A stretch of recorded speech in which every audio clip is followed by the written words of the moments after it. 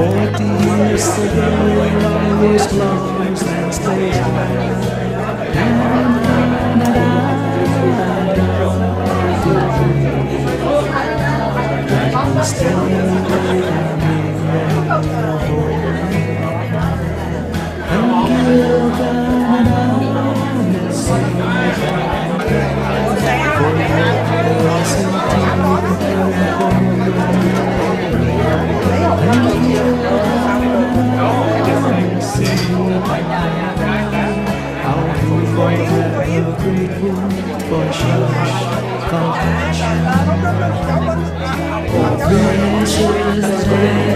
my new country, I vow to defend you till I die.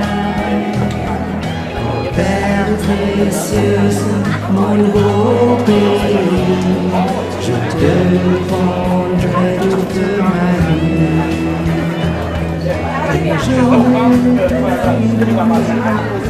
across the world, I found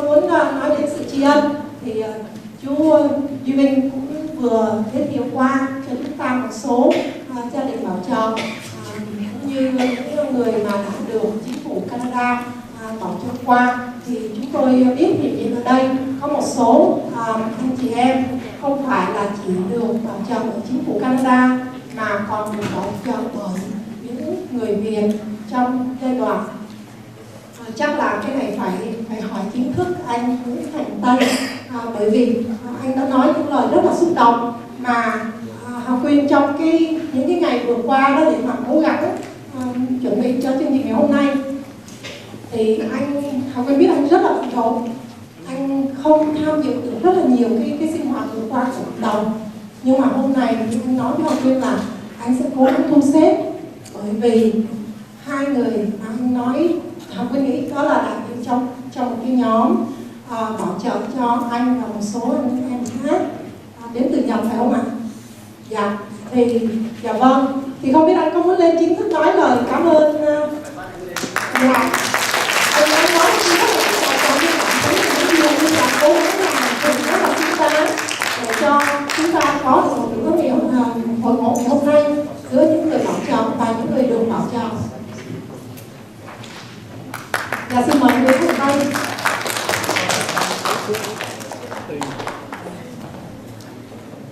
Chào.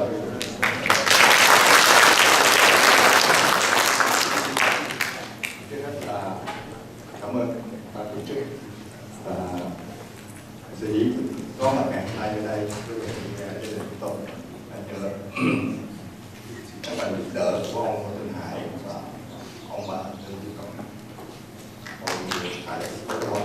Chúng tôi xin chân thành cảm tạ sâu sắc nhất của gia đình chúng tôi đến với gia đình ông Tân Hải và ông Lê Duy Công.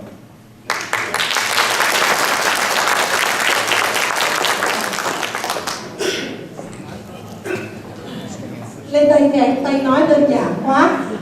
Thực sự thì hôm qua là anh Tây vào buổi sáng trên buổi trưa thì anh đã cho Học Quyên biết rằng là anh đã vận động được thêm một số bạn bè để rồi có được một cái bàn ngồi chung với nhau. Thì trước đó thì lúc sớm thì anh nói là đây là một cái gì có cái cơ hội để đến đất nước này và xây dựng một cái tương lai tốt đẹp hơn. Thì anh nói thì Học Quyên nghĩ là vậy tức là mình cố gắng mấy bữa nay thì cũng có người trông chờ được có một cái bữa giống như hôm nay để họ bày tỏ cái lòng đó đối với những người bảo trợ.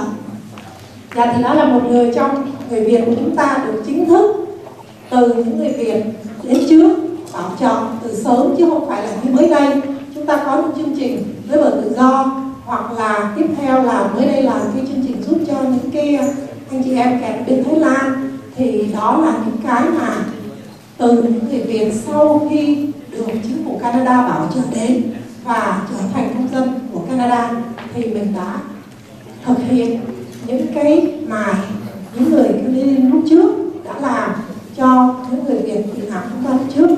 Thì cái chuyện đó rất là mình học được từ tấm lòng nhân đạo của người Canadian ở đây, và mình đã thực hiện, mình đã làm cho cái cộng đồng mình hòa nhập với cái xã hội ở đây hiện nay bây giờ, và họ cũng đã công nhận, họ đã nhìn thấy sự đóng góp của chúng ta, và từ đó Học Quyên nghĩ có lẽ từ đó nó đã hỗ trợ phần nào cho đề nghị về cái đạo luật ngày hành trình vì tự do thượng nghị sĩ Ngô Thanh Hải đề xướng, và cuối cùng đã được chính phủ Canada công nhận cho trở thành một đạo luật. Và chúng ta rất là hân hạnh để ở ngay chính phủ luôn của chúng ta có được nghị sĩ Ngô Thanh Hải, và cái đạo luật đó đã được thực hiện ngay ngày 30 tháng 4 vừa qua. Học Quyên rất là hạnh phúc để có được cái cộng đồng của chúng ta ở đây làm được những điều rất là hạnh nhiều với cái xã hội Canada. Dạ, xin cảm ơn. Thì như chúng ta đã thấy là có một số những người Canadian bảo trợ và đã được nêu danh. Thì trong đó hình như là mình quên bà Bernadette của nhóm nhà thờ đã bảo trợ. Lúc đấy có nêu danh chưa? Anh Đào Minh Hoàng. Anh cũng có cho biết rằng là có người bảo trợ của anh hiện diện hôm nay, đó là nhóm từ nhà thờ lúc trước đã giúp cho anh qua và giúp anh trong vòng 3 tháng. Thì anh cũng không biết còn có những cái vị bảo trợ nào khác bên cạnh anh mà được giới thiệu anh Ben đó là đã được giới thiệu rồi. Thì phần đầu của chúng tôi là gọi là tri ân Canada, tri ân tấm lòng nhân đạo của người Canada ở đây. Và sau đó là chính phủ Canada đã nhìn thấy những đóng góp của cộng đồng chúng ta để mà rồi chúng ta có được cái ngày đặc biệt, ngày hành trình dạ vâng. Hai vị tác giả người Việt gốc Việt, Canadian gốc Việt, đó là anh Thanh Campbell sẽ có vài lời về tác phẩm của anh cũng như cuộc đời của anh do được gọi là có xây dựng một cái cuộc đời mới từ tấm bé do cái tấm lòng nhân đạo của Canada. Và sau đó chúng tôi sẽ xin mời chú Lâm Văn Bé cũng có đôi lời về tác phẩm cái công trình của bác. Thanh Campbell.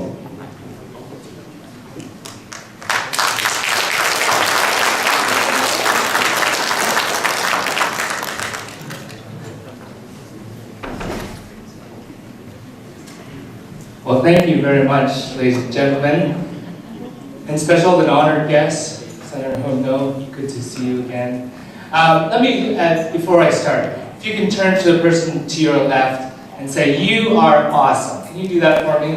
You are awesome. The person, and the person to your right, say, "You are amazing." You are amazing. Fantastic. Now, pointing to yourself, and referring to yourself, say, "I am awesome and amazing." Not so much energy when people have to say that. So one more time, with some gusto, say, "I am awesome and amazing." I am awesome and amazing. Fantastic. I know that there are people in this room that it may be easier for them to say the words, "I am awesome and amazing." But then there are others in this room that will say the words, "I am awesome and amazing," but a little voice goes off in their head that says, "No, you are not." And I want you to calm that voice. I want you to still that voice.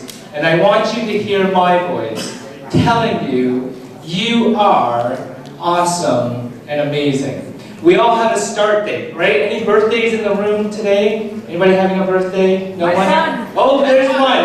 Ready? 1, 2, 3, happy birthday. 1, 2, 3. Happy birthday.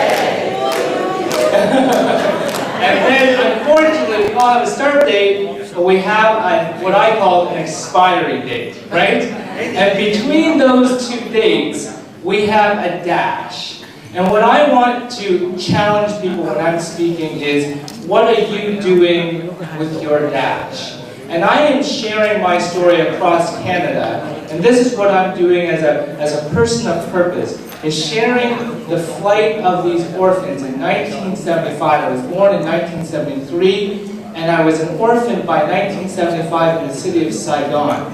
And I was airlifted, as was mentioned, on a Hercules C-130 by the Canadian Air Force.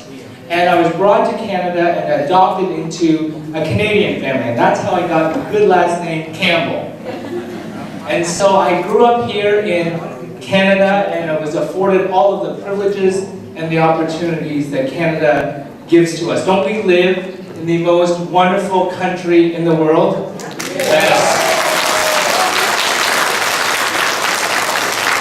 But what happened is in 2006, I was able to reunite with 42 out of the 57 children that flew on my plane. And we've now to date met 48 out of the 57. And that story went around global, and it made it to the Saigon newspaper. And a family read that newspaper story, and they connected with the name and the picture, and they contacted me through the journalist. And they sent documents back and forth over email that were very similar to the documents that came with me when I was a baby. And so the only way we could prove that there was any connection was to do a DNA test. And so when the DNA test came back in January of 2007, it was 99.999%. And so I actually met a birth family, a father, that I never knew I even had. And so I was able to fly back and meet with them through 2009. But this gentleman beside me was my translator for the very first call to my father back in 2007. And so we went back and we flew back and met my family for the first time in 2009. But I'm here tonight to say thank you to Canada for the many, many families across Ontario, across Canada, that welcomed these Vietnamese orphans into their home and gave us a quality of life. I don't regret my life here in Canada, but I'm very grateful for meeting my family in Vietnamese, in Vietnam. So I've asked my friend here just to translate a little bit of the story for us. My name is Văn Ho, and I'd like to welcome you all tonight. It's wonderful to have you here. I'm not going to try to translate everything, but I try to summarize some of it. I will in Vietnamese, of course. Đây là anh Thanh Campbell. Ngày xưa khi mà anh 1975 khi Cộng sản Việt Nam vào Sài Gòn thì anh mới là một em bé 2 tuổi mà anh Thanh đã được một người y tá của người Canada qua bên. Lúc đó quân đội Canada còn 2 chiếc phi cơ C-130 đậu ở phía đường Tân Sơn Nhất mà không biết đi ra, không có chở gì ra hết trơn. Thì 2 cái cô y tá này tình nguyện đến hợp tác với một số người làm việc ở trong những cái chỗ mà chứa mấy em mồ côi, thì vớt ra được 57 trẻ em. Thì anh Thanh này thật sự không phải là trẻ mồ côi, có cha mẹ, nhưng mà cha mẹ thì là cha là sĩ quan Cộng hòa ngày xưa, Việt Nam Cộng hòa ngày xưa, thành ra cha mẹ sợ trốn, gửi anh Thanh trong bộ vô thì ảnh bị bắt đi với sự lầm lẫn. Thì may mắn là có gửi cái tờ giấy khai sinh trên tay. Thì khi mà qua tới đây rồi thì anh lớn lên với cái khai sinh đó trong một gia đình gia đình Campbell là nhận anh làm con nuôi. Thì hôm nay anh Thanh đây là nhân chứng sống của cái tình thương của người Canada đến với cộng đồng Việt Nam như thế nào. Từ một đứa bé 2 tuổi, bàn tay trắng helpless, mà hôm nay rất là appropriate. Cái buổi tiệc ngày hôm nay rất là đúng với cái tinh thần mình cảm ơn dân Canada, đất nước Canada đã đối xử với người Việt mình như thế nào. Thì sau khi năm 2006 tức là năm 2006 thì sau khi cái đám này có họp nhau lại một lần, thành ra sau khi họp lại thì bên báo Toronto Star có theo dõi cái câu chuyện này từ 1975 tới nay nữa. Thì sau đó bên Việt Nam có một cô phóng viên, cổ thông dịch ra. They are pushing me. I didn't write up. Anyway, so this is an amazing story about how Canadian people, how wonderful this land we call Canada has offered help to him as a individual, a helpless baby, came to Canada with nothing. So now Thanh is in the process of. So I'm in the process of turning this into a documentary film and also turning it into a children's story. And so I'm very excited about these projects, and I want to say thank you very much for the opportunity to share this evening. Thank you.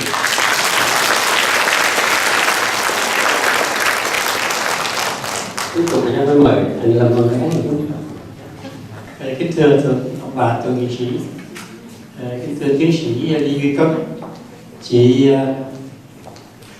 trưởng ban tổ chức, chị chủ tịch cộng đồng Ottawa và tất cả quý thân hào nhân sĩ của Ottawa. Thật là một cái vinh dự lớn cho tôi khi sống ở Canada 40 năm rồi. Lần đầu tiên chúng tôi được cái hân hạnh để gặp mặt tất cả quý anh chị, quý đồng bào cô bác ở đây.